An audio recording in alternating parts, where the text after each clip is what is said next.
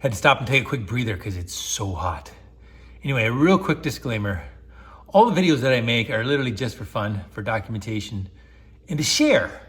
Because maybe someone out there will get an idea or learn something or get inspired or motivated. So that's why I'm making the videos. And I like to do it. And I want to just share the journey of this transformation. And also, I want to give a disclaimer that I am not a professional remodeler of any kind. I've had a little experience, and I've never done a cargo van retrofit or conversion, so I may make a ton of mistakes, but here's what I'm going to do.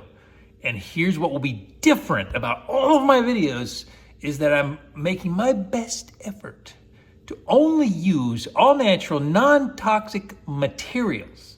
What that means is things like adhesives and insulation and finish boards and flooring and any type of thing that could go into this retrofit will be, to my best ability, all natural, non-toxic. So that means I have to source these materials from non-traditional places. I can't really shop at Home Depot, Lowe's, because they don't have any of this stuff.